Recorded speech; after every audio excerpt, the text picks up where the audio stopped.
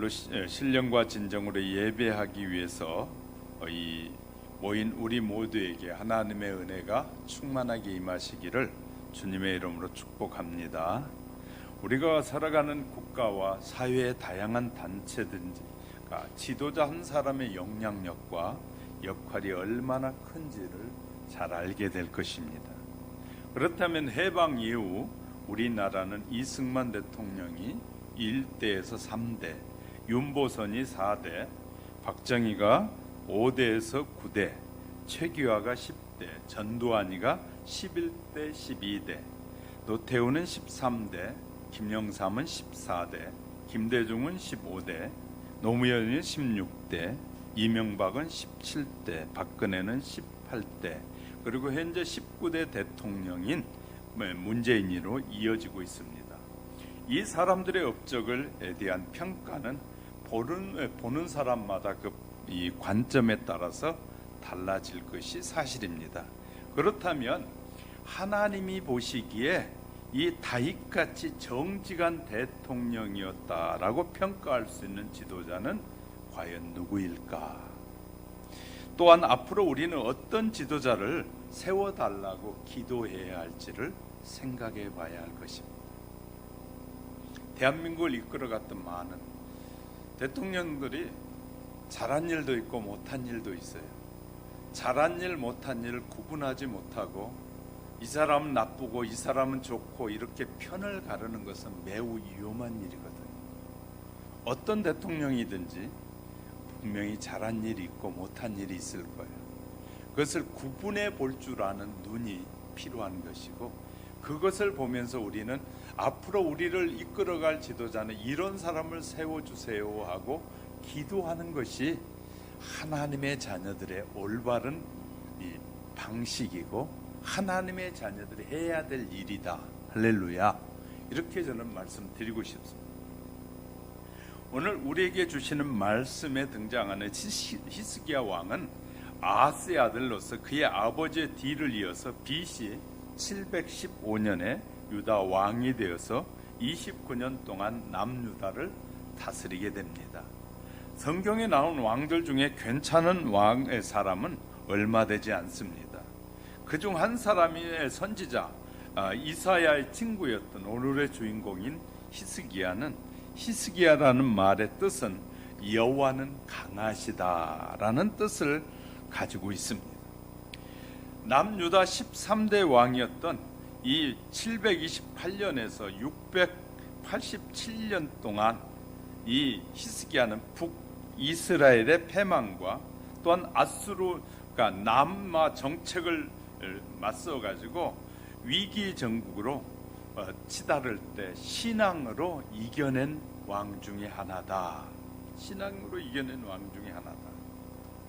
자, 남유다 왕이 낳은 3대 현군은 이 히스기야, 여호사밧, 요시야 중에 한 사람이었습니다.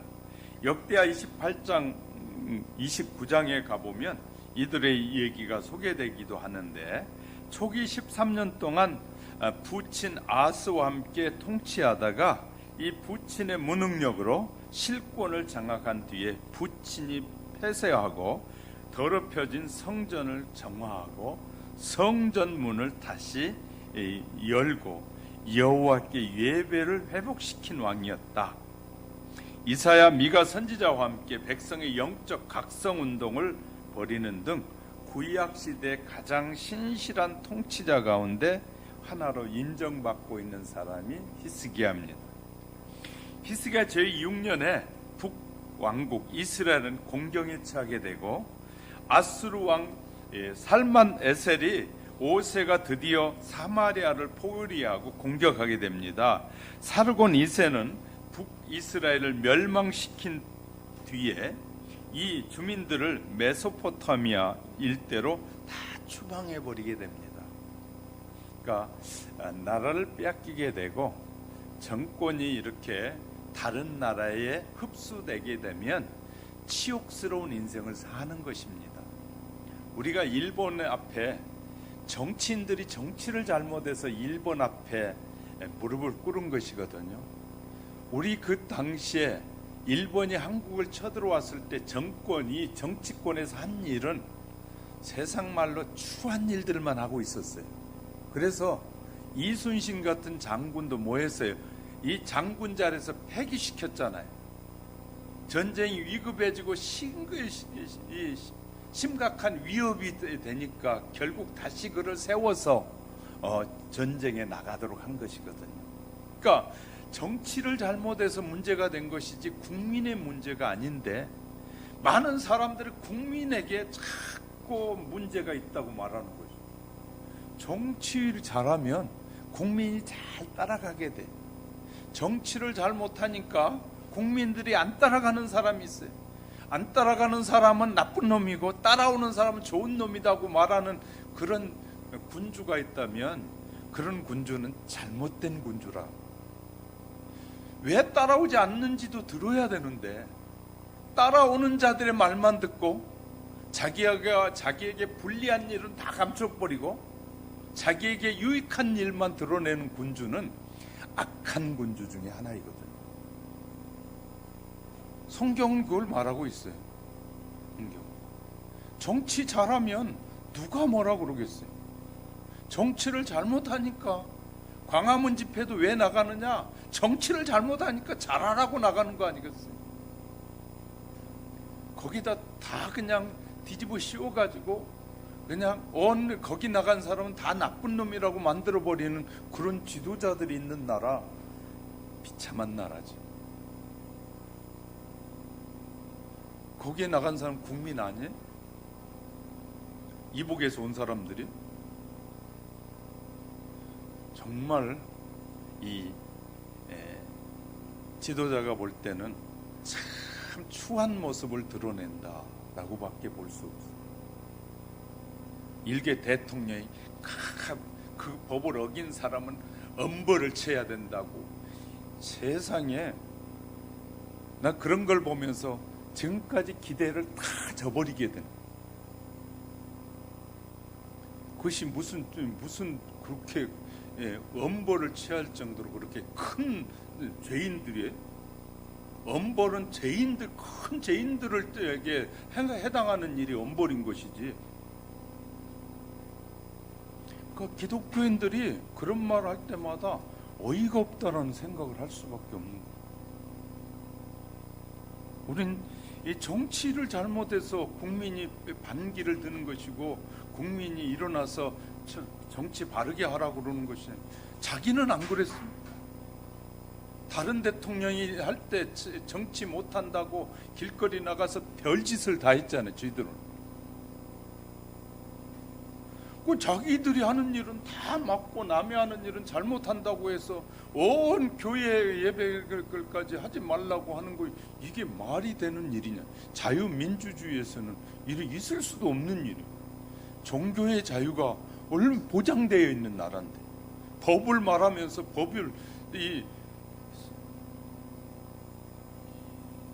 일본에서 말하는 그 법이 국민의 헌법 위에 올라가 버리잖아. 그러니까 무엇이 옳고 그름인지를 우리는 알아가는 것이 너무너무 중요해요. 왜 목사가 그런 일에 분노하는지를 여러분이 아셔야 돼요. 왜 국민을 그렇게 우습게 여기냐고. 국민이 뽑아둔 대통령이지 지가 혼자 대통령 된 거예요. 우리는 국민이 뽑아놓은 대통령이 국민을 무시할 때 그건 흥분하는 거예요, 결국은.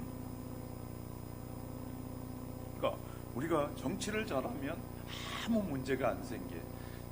늘 말하는 공정하게, 누구에게나 공정하게 대해야 되는 것이 지도자다 그 말이지. 공정하지 않는 일을 하게 될 때 늘, 왜 하나님은 우리가 좋으신 분이냐고 말하면, 하나님은 공정하셔요. 부자나 가난한 자나 많이 배운 자나 적게 배운 자나 권력이 있는 자나 없는 자나 하나님은 동등하게 공정하게 대하시는 하나님이십니다. 그래서 우리는 그 하나님을 존중하고 섬긴다고 말하는 것이에요. 그러니까 우리는 성경에서 이 공정하다는 것이 무엇인지를 알아야 돼요. 자기에게 필요한 사람들이 문제를 일으키면 그것은 그냥 뒤로 숨겨버리고 그들의 일은 수사도 못하게 하면서 이게 말이 안 되는 일이죠. 그런 일들을 다 드러내가지고 올바르게 공정하게 백성들 앞에 드러내 보이는 것이 공정한 사회로 가는 길이다 라는 것입니다. 그래야 국민들로부터 인정을 받고 칭찬을 받는 지도자가 되는 것이, 잘못한 건 좀 잘못했다고도 말할 수 있어야 돼요. 잘못했다고 말하고 그런 적이 없잖아요. 고개 숙이고 그런 적이 없잖아요. 그러니까 모든 일에 자기가 하는 일은 잘하는 것이다. 그것은 매우 위험한 지도자들의 모습인 것을 우리 알게 됩니다. 히스기야는 아수르의 끊임없는 위협과 공격의 가장 큰 문제였지만, 한 가지 문제는 주위에 있는 변방이 블레셋 족속들이 늘 그들을 쳐들어와서 열심히 농사 지어 놓으면 다 빼앗아가는 것이었어요. 블레셋이 와서. 그래 약탈의 감으로 민생 위협을 받고 있었어요.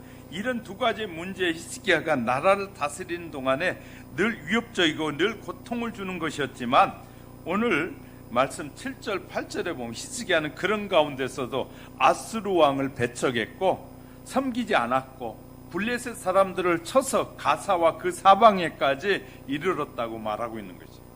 그가 어떻게 그렇게 할 수 있었을까요? 그것은 7절 앞부분에서 여호와께서 저와 함께 하심에 저가 어디로 가든지 형통하였다라는 말씀을 통해 알 수 있습니다.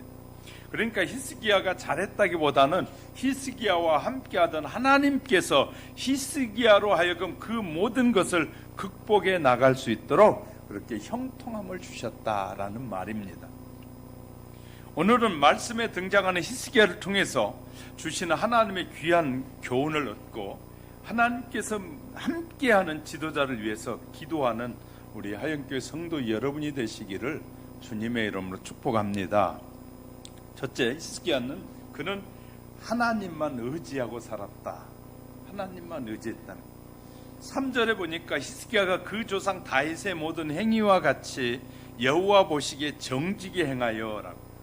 당시 북쪽 이스라엘 모든 왕이 하나님을 멀리하면서 다 우상을 숭배하고 살고 있었거든요. 그나마 남쪽 유다는 다윗의 정통 가문으로 왕조가 이어져 내려왔지만 많은 왕이 다윗과 같이 하나님을 경배하지도 않았고 가나안에 살던 사람들이 섬기는 그 우상을 숭배하면서 하나님 앞에 가증한 죄를 범했단 말이죠. 그런데 그들과는 다르게 히스기야는 다윗처럼 여호와 보시기에 정직하게 살았다.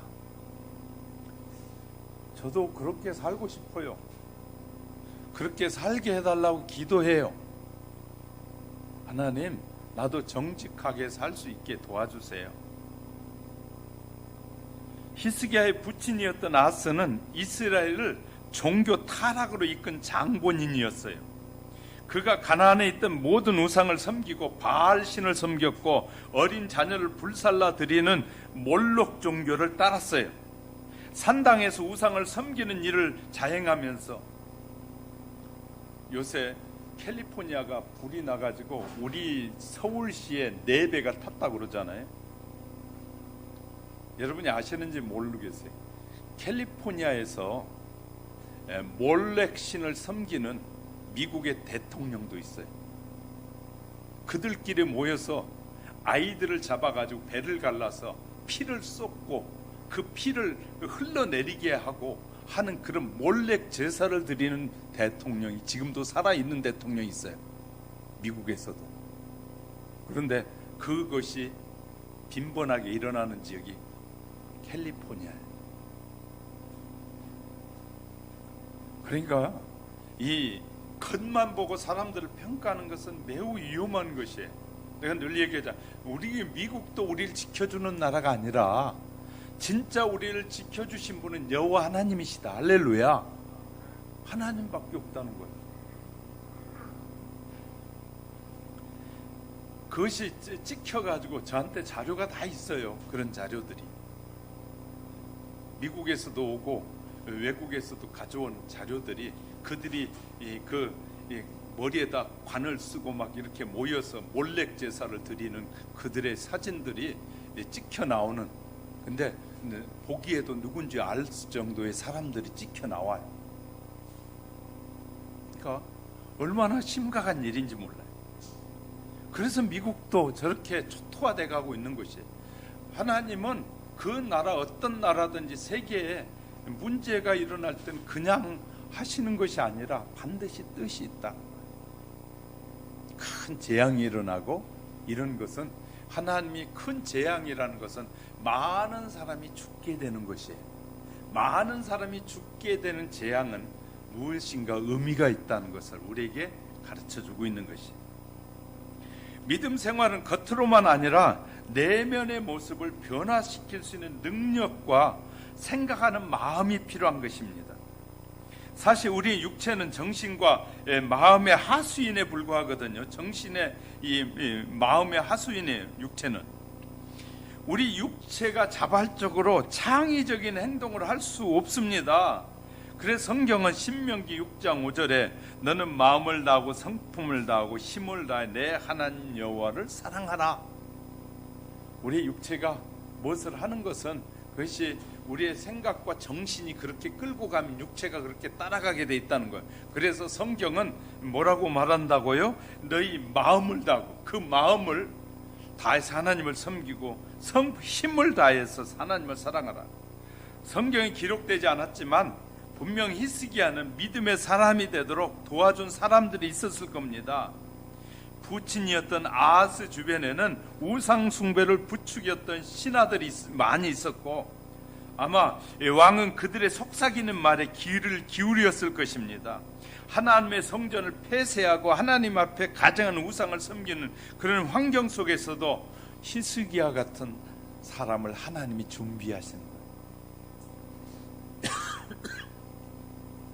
그러니까 놀라운 것은요, 하나님은 하나님의 뜻을 이루기 위해서 이 아스같이 추악한 왕 안에서 그 속에서 이 하나님을만 의지하고 하나님만 사랑하는 사람들을 세워가시는 거예요.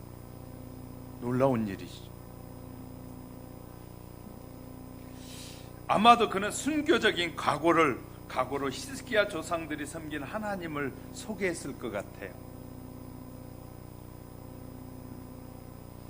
그래도 우리 성도들은 감사하게도 내가 벌금 낼까봐 벌금 안 내려고 안 나오셨는지 안 나오신 분들도 있는데, 잡혀가도 내가 잡혀가겠죠. 가도 예배를 인도하는 자가 먼저 잡혀가겠죠. 그러나 진짜 신앙은 순교를 각오하지 않는 신앙을 갖지 않으면 다 오염되고 문제가 생길 수 있어요. 세상의 법이 뭐가 그리 두렵다고 염려하고 그러는지를 알 수가 없어요. 하나님이 지키시면 그 어떤 병도 우리를 뭐하지 못해, 우리를 무너뜨리지 못한다고 성경은 가르쳐주고 있는데, 하나님의 나라는 숫자에 있는 것이 아니라 헌신하려는 사람으로부터 이루어지는 것입니다. 믿음의 부모가 믿음으로 아이를 양육하면 세상의 그 어떤 환경이 우리의 자녀들을 위협해도 두려워할 필요가 전혀 없습니다. 우리의 아이들에게 부모가 줄 수 있는 최고의 선물은 바로 참된 신앙을 가질 수 있도록 도와주는 것이에요. 가장 큰 선물이 그거예요. 오늘 우리의 믿음의 사람이 되도록 인도해 주신 분이 있습니다. 부모나 친구나 이웃이 우리에게 하나님을 소개해 주었어요. 그들의 고마움을 알아야 되고, 하나님은 그들의 수고를 기억하고 복을 주십니다. 미국의 100만 명의 영혼을 주께로 인도했던 D.L. 목사는 이름도 없는 에드워드 킴볼이라는 사람이 그에게 전도를 하게 돼요. 그가 전도를 받고 구두 수성공이었던 그가 전도를 받고 예수를 믿고 난 다음에 그는 정말 하나님 앞에 충성하면서 100만 명이나 되는 사람들을 주님께로 인도하는 사람이 된 거예요. 그는 초등학교도 못 나왔는데도 불구하고. 얼마나 놀랍습니까? 한 사람의 헌신이 세상을 변화시키는 것이에요. 우리 한 사람 한 사람이 누가 뭐라고 해든 하나님의 진리 안에 바로 살면 하나님은 우리를 사용하여 그 뜻이 이루어지도록 역사하실 것입니다. 우리는 이걸 믿는 것이, 오직 하나님만 바라보면 하나님의 기쁨이 되기를 소원했던 히스기야나 무디처럼 우리도 이 복음을 듣게 되고 우리의 자녀들과 이웃들에게 세상을 변화시킬 수 있는 하나님만 바라보고 의지하는 믿음의 사람들이 저와 여러분이 되기를 하나님은 기대하십니다. 할렐루야. 그런 믿음의 사람들이 되시기를 주님의 이름으로 축복합니다. 둘째, 그는 경건한 생활로 실천을 보여준 것이에요. 4절 보니까 여러 산당을 제하며 주상을 깨트리며 아세라 목상을 찢으며 모세가 만들었던 놋뱀을 이스라엘 자손이 이때까지 향하여 분향함으로 그것을 부수고 느우스단이라고 일컬었더라 라고 했어요. 히스기야의 믿음은 행동으로 보이는 신앙이었어요. 행동으로 드러난 신앙. 온 나라 내 백성의 마음을 하나님에게로부터 분리하였는데 다양한 우상들을 과감하게 깨트린 다음에 산당을 무너뜨렸어요. 그것은 역사를 강조하는 사탄의 다양한 미혹의 요소들을 다 제거해버린 것이죠. 우리가 아무리 신앙의 결단을 해도 환경이 바뀌지 않으면 또다시 미혹에 빠져 들어갈 수밖에 없어요. 그래서 마약을 하는 사람이 마약이 나쁘다는 걸 뻔히 알면서도 또 해요. 담배가 그렇게 나쁘다고 몸에 좋지 않다고 폐암 환자들이 텔레비전에 나와서 다 문드러진 폐를 보여주면서 숨을 헐떡이면서 여러분 담배 끊으세요 해도 안 끊잖아요. 왜? 죽어가는 사람을 보면서도 안 하는 건데 얼마나 어이없는지 몰라요. 그만큼 우리는 고집이 세고 사람들은 자기 생각을 바꾸려고 하지 않는 사람들이 너무나 많아요. 그런데 히스기야가 개혁운동한다는 것은 대단히 쉽지 않는 일 가운데서 그 일을 했어요.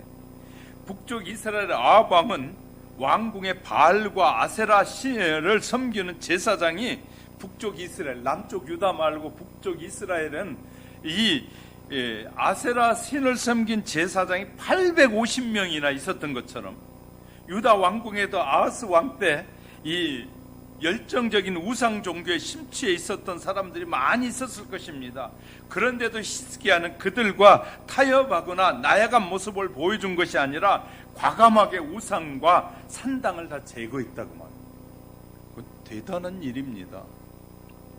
여기 특별히 주목할 것은 모세가 광야에서 만들었던 놋뱀에 대한 얘기를 말씀드렸잖아요. 그런 것처럼 우리 마음에도 다양한 우상, 잘못하면 정치권을 의지하면 그것도 우상인 거예요. 한 나라의 지도자를 너무 그만 의지하는 것도 우상이 된 거예요. 그러니까 우상은 우리 안에 다양한 모습으로 들어오게 돼요. 돈이 최고라고 생각하면 돈이 우상이에요. 명예가 최고라고 생각하는 사람 명예가 우상이에요. 한 사람이 위대해 보인 만큼 그것이 우상인 거예요. 성경은 이렇게 말해. 모든 사람이 죄를 범하였음에 모두가 죄인이라는 거예요. 그런데 그 사람만 유독 여러 대통령들이 있었고 여러 지도자들이 있었는데 그 사람만 유독 내가 매달리는 것, 이건 우상인 거예요.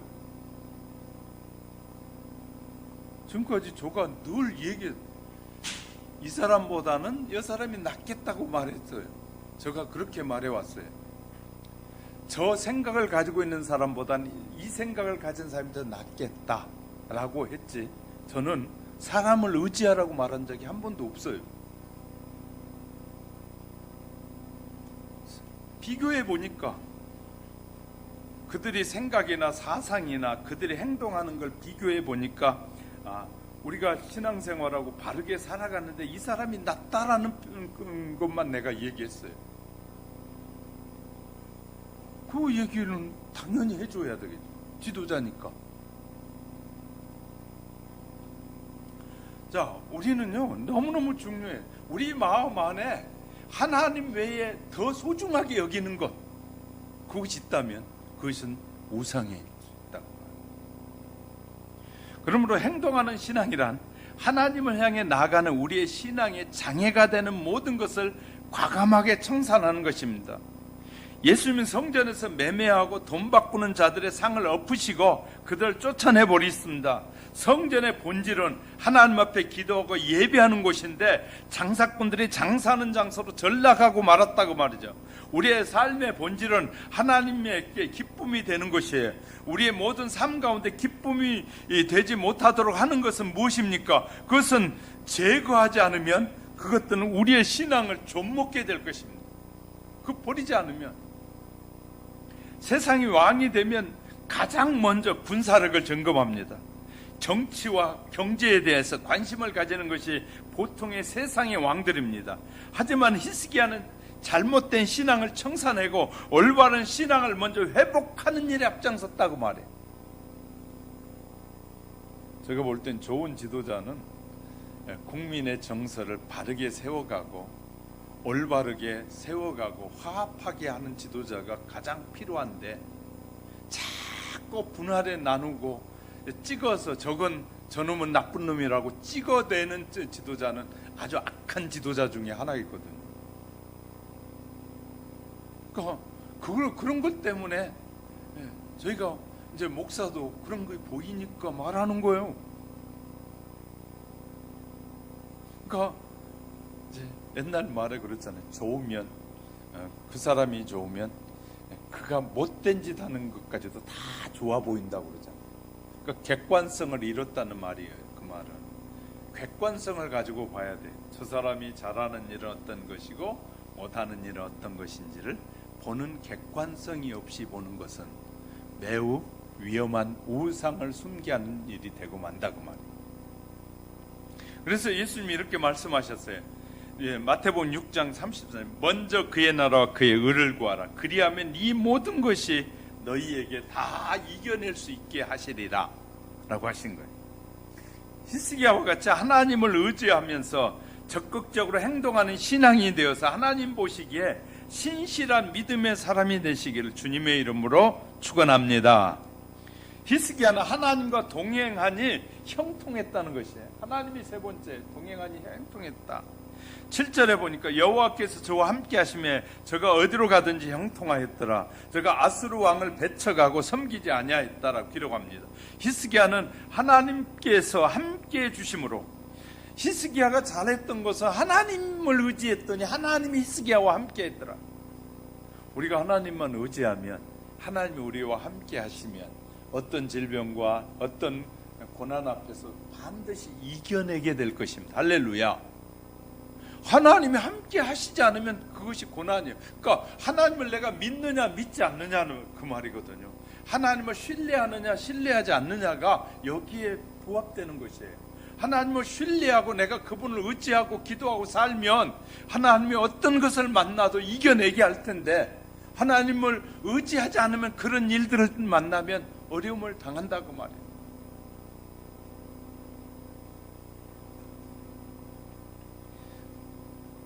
파리로를 이끄는 전 목사님이 저가 보기에 좋은 사람이었으면, 저가 말도 바르게 하고 했으면 우리도 광화문 나가자 그랬을 거예요. 그런데 그가 하는 말이 옳지 않고 하나님의 영광을 드러내지 않는 말도 막 하고 하니까 우리는 거리를 두고 안 간 것이에요. 왜? 같은 신앙 안에 살더라도 하나님께 영광, 하나님의 뜻을 따르려고 하는 사람이 있는가 하면, 그런 어떤 기회가 왔을 때 그 기회를 통해서 자기 영광을 나타내려고 하는 사람들로 변질되기도 한단 말이에요. 그러니까 우리는 그때는 침묵하고 안 따라가잖아요. 똑같습니다. 우리가 잘 아셔야 돼. 그런데 그 객관성을 잃어버리면, 객관성이 없으면 그의 소리가 다 하나님의 말씀같이 들려지면 따라가게 되는 거예요. 객관성이 있어야 돼. 객관성이 없으니까 막 전국에서 다 올라오는 사람도 있는 거예요. 우리는 그 사람이 하는 말을 하면서 목사로서 해야 되지 않을 말도 하는구나. 목사로서 하나님을 기쁘시게 하는 말도 저렇게 쉽게 하는구나. 그렇다면 저 사람은 신중하지 못한 사람이구나. 신앙의 객관성을 가지고 이렇게 점검해 보는 거예요. 그리고 나서 저 사람 따라가면 안 되겠구나. 안 가는 거예요. 그러니까 우리가요, 알아야 될 것은 정확하게 냉정해야 돼요. 신앙인은 냉정해져야 돼요. 자기를 볼 뿐만 아니라 남을 판단하고 분별할 때 객관성을 가지고 보는 눈을 늘 가져야 돼요. 제가 늘 강조하는 얘기 중에 하나이죠. 자, 세상에 두 종류의 사람이 있다고 합니다. 하나님이 함께하는 사람이 있고 하나님이 함께하지 않는 사람. 이 차이는 어마어마한 차이인데 우리 하나님이 함께하는 사람이 되어야 합니다. 하나님이 기록한 말씀을 통해서 증언해 주시기를, 하나님은 이렇게 말씀해요. 마태복음 1장 20, 보라 처녀가 아이를 낳을 것이요 그 이름을 임마누엘이라 하리라 하셨으니 이를 번역한즉 하나님이 우리와 함께 계시다미라. 하나님은 우리와 함께 계시겠다는 거예요. 나와 함께 계시겠다고. 그러나 우리가 하나님의 말씀을 따르지 않고 그분의 영광스러운 삶을 따르지 않으면 하나님이 함께 하시지 않겠다는 거예요. 그러니까 하나님은 누구와 함께 하느냐? 하나님의 말씀에 순종하고 그 뜻에 적극적으로 부합하면서 그의 영광을 드러내려고 하는 자와 함께 하시겠다는 거예요. 우리는 하나님이 어떤 사람과 함께 하시려고 하는지를 성경은 가르쳐주고 있는데 우리가 그 분별력을 잃어버리면 안 된다는 거예요. 분별력을 잃어. 그리고 또 제가 이런 말도 했어요. 전혀 안 믿는 자보다는 믿는 자가 나을 것이다. 그런 얘기를 했어요. 왜? 믿는 자는 그래도 양심의 가책이라도 조금 있으니까. 전혀 믿지 않는 양심에 화인 맞은 사람은 자기가 한 일이 무슨 일인지도 전혀 모를 테지만 그래도 복음이라도 들었고 하나님을 예배하기도 했던 사람이라면 그래도 양심의 가책이라도 일어난다. 그런 차이가 있다는 걸 제가 말씀을 드리는 거예요. 그러니까 우리가 어떤 것을 선택하든지 선택할 때는 내 신앙에 맞게 선택을 하게 되는데 결국은 내가 어떤 믿음을 갖고 있느냐, 다 믿음이 연약한 가운데서 우리가 사니까 좋은 믿음을 갖고자 힘쓰고 애쓰는 것이 필요해요. 좋은 믿음, 하나님을 영화롭게 하는, 하나님이 함께 하고 싶어하는 사람이 되도록 뭐 해야 된다고요? 최선을 다하는 삶이 필요합니다.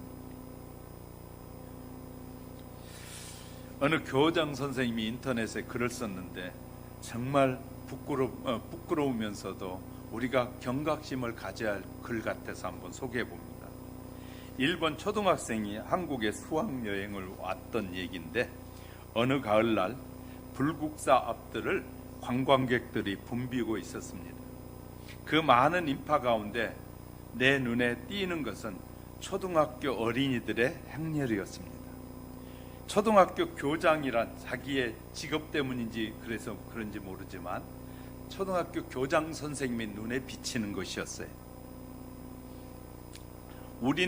일본 어린이 2학급과 한국 어린이 4학급 정도가 나란히 모여 있는 것을 보게 됐습니다.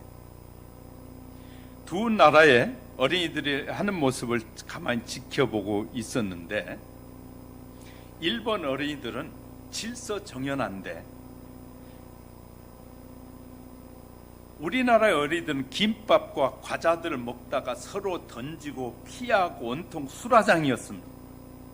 어머니가 정성껏 싸준 김밥을 돌덩이처럼 던지고 장난치는 것도 그렇지만 던져서 흩어진 김밥을 어떻게 하란 말이냐 걱정스러웠습니다. 그때 일본 어린이 한 명이 일어나서 일본인 선생님에게 저 아이들은 왜 저렇게 야단을 치는 거예요? 라고 물었더니 일본 선생님은 곁에 있던 당신이 일본 말을 알아듣는지 모르는지 알아듣는 분인지 알아듣지 못한 분인지는 모르지만 하여튼 그분이 일본 선생님이 그 아이에게 이렇게 소개하더라는 거예요. 실은 옛날 한국은 우리가 지배했던 나라였어.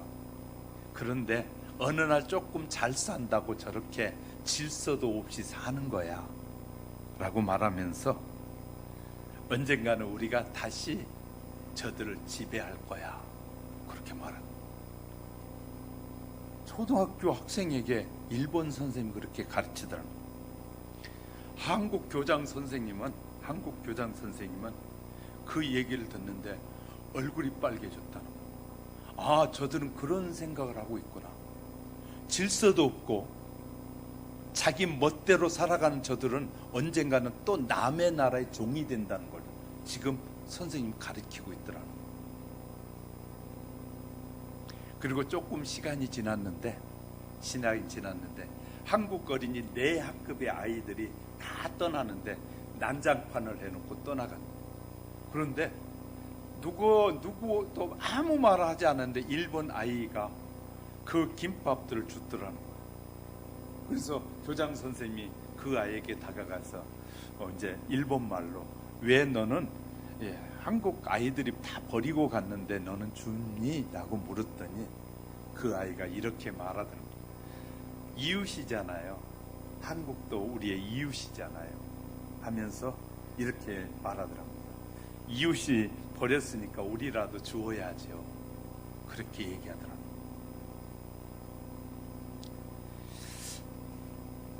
자, 우리는요, 모두가 이웃이라고 생각하는 사람과 나 외에 다름은 다 남이라고 생각하는 사람들과 차이가 어디 있을까요?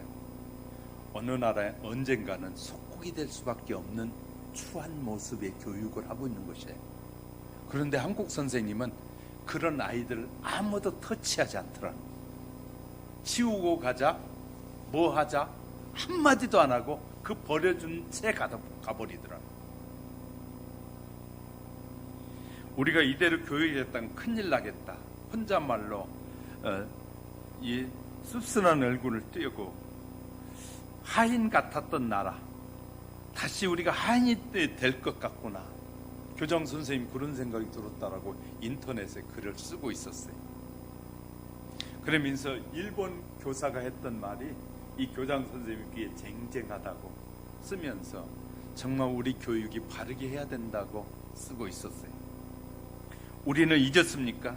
1945년 일본 사람들이 패전에 우리나라에서 일본으로 돌아가면서 그들이 한 말 중에 하나가 100년 후에 다시 봅시다.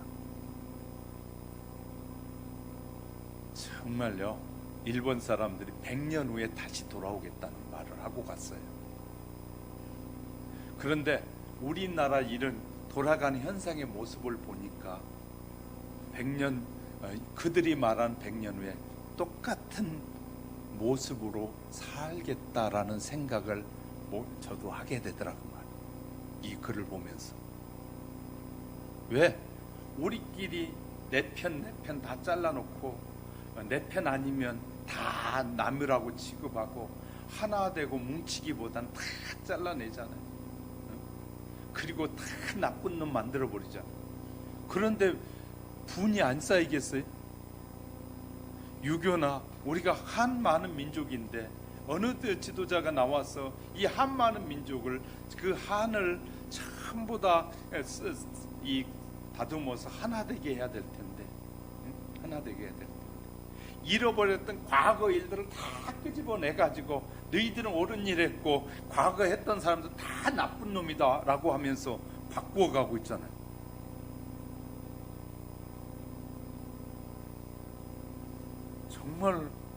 정말 앞이 캄캄할 때가 한두 번이 아니에요.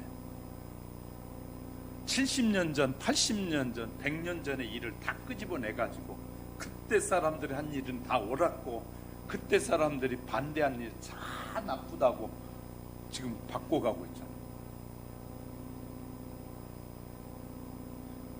그 시대적 역사는 시대를 안고 있는 것이거든요. 그 시대에 어쩔 수 없는 상황이에요. 아침에 문자하면서 나한테 그런 얘기를 했길래 그랬어요. 지금 정권을 잡은 사람들은 저와 같은 동시대 비슷한 시대의 사람들이에요. 내가 성산동 살면서 이 연대 앞을 지날 때마다 맨날 학교 가면서 뭘 맞았냐면 체류탄 가스를 맡았어요. 그만 데모했으면 좋겠다 하면서 내가 체력한 가스를 맞고 다녔어요. 그 데모하던 인간들이 그때 그 정권이 나쁘다고 데모하던 인간들 지가 되니까 이제 또 나라를 엉망으로 만드는 거예요.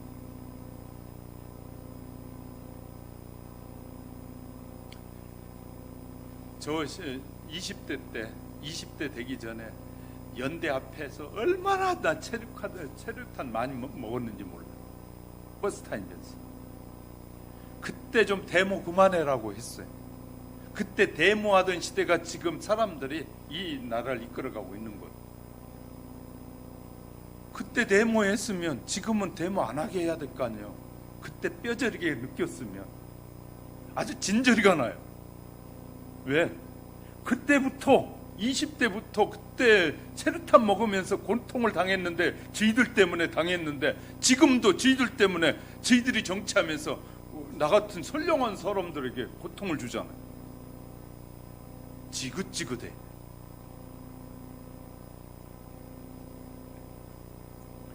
그렇게 그 시대에 데모하면서 그것이 나빴으면 자기들이 그 정권이 나빴으면 지금은 모든 국민을 감싸줘야 될 거 아니겠어요?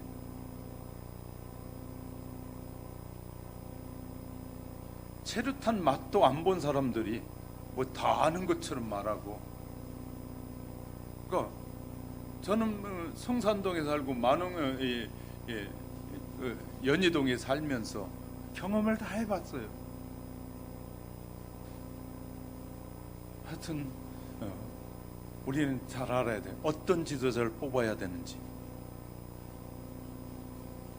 다음에 새로운 지도자를 뽑아야 될 날이 오겠지만 오늘도 여러분들이 하나님의 사람이라면, 저는 이렇게 붙여보고 싶은, 하나님의 사람이라면 어떤 지도자를 뽑아야 되는지를 여러분도 지금부터 묵상하고 생각하길 바랍니다. 그리고 이 나라가 올바른 길을 향해 나가려면 어떤 사람들이 좋은 리더가 돼야 되는지를 생각할 수 있기 바라고요. 그리고 그런 사람을 달라고 기도하는 우리가 될 때 결국은 자기 앞에 일이 되는 것이 우리의 일이 될 거예요. 우리 모두, 저는 이렇게 말씀드리고 정리하고 싶습니다. 히스기야는 하나님이 함께 했다는 말, 히스기야에게 자신만 있지 않았다는 것이 하나님이 함께 했다. 그러니까 하나님이 동행하셔서 백성을 잘 이끌어가는 그런 지도자가 나와서 대한민국을 통합하고 하나 되게 하고 서로의 아픔들을 다 싸매주면서 바르게 세워가는, 하나 되게 만드는 그런 지도자가 나오도록 우리가 기도할 수 있는 저와 여러분이 되기를 주님의 이름으로 축복합니다. 그래서 4주 동안에 히스기야에 대해서 연구해 보면서 결국은 히스기야는 하나님만 의지했다. 할렐루야. 그랬더니 하나님이 히스기야와 동행해서 그 히스기야 왕이 섬기고 있는 그 세대에는 평안했더라. 우리는 그런 하나님의 은혜가 저와 여러분에 있어지기를 주님의 이름으로 축복합니다. 기도하겠습니다.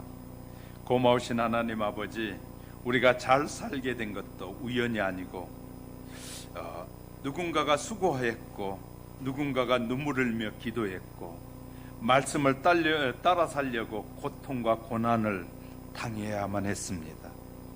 하나님의 약속을 믿었고 하나님의 약속을 의지한 결과가 우리가 이렇게 잘 살게 된 것이고 평화를 누리게 된 것임을 압니다. 하나님 아버지, 이런 사실들을 잃어버리지 않고 하나님께 도전하고 하나님의 뜻을 가로막고 하나님 뜻보다는 자기의 뜻을 앞세우는 어리석은 삶이 아니라 하나님을 영화롭게 하는 삶의 사람들로 바뀌어지고 또 변화되는 우리 가정, 우리 대한민국이 되도록 하나님 축복해 주옵소서.